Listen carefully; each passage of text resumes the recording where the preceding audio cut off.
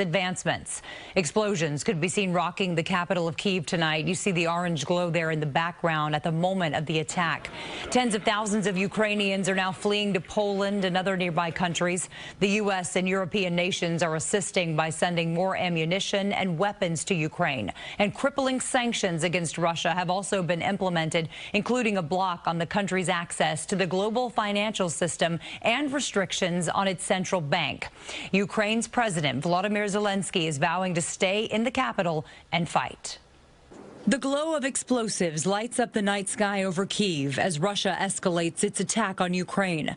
Russian troops bombed a strategic airbase as new satellite images appear to show troops assembled near a Ukrainian hydroelectric power plant, with armored vehicles and trucks gathered nearby.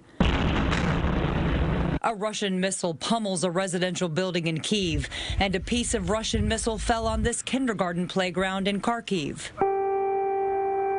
The aggressor also destroyed the dam of Kyiv reservoir. The Ukrainian ambassador to the U.S. told reporters Russian forces destroyed a dam in Kyiv reservoir, which threatens thousands of civil deaths in Kyiv. We are monitoring the situation closely, but there could be a risk of massive flood. Yesterday, Russian President Putin urged the Ukrainian army to turn against its own government, but there is no sign of anything but unbridled loyalty from Ukrainians who have vowed to fight until the end.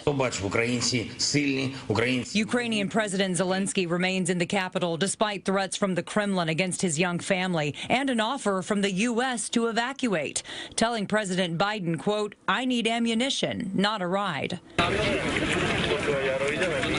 The massive humanitarian crisis continues to unfold, with desperate Ukrainians flocking to train stations and highways, thousands even trying to walk across the border to safety.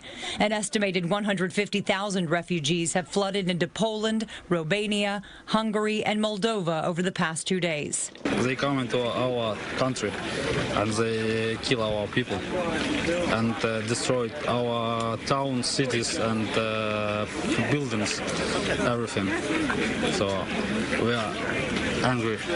Most of those trying to escape are women and children, as all men 18 to 60 years old are arming themselves with assault rifles and Molotov cocktails, preparing for a possible ground war with Russian troops.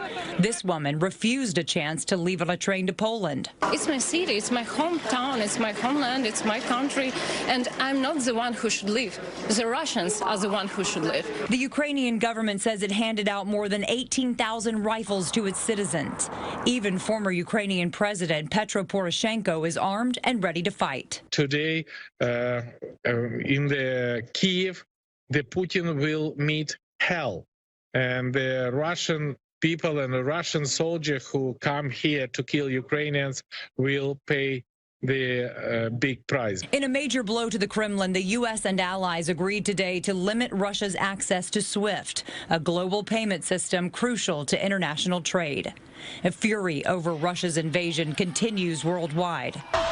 Thousands of Russian citizens took to the streets last night protesting the war. Many were arrested for their demonstrations, others just ashamed. I think that most of Russians don't support this. It's horrible.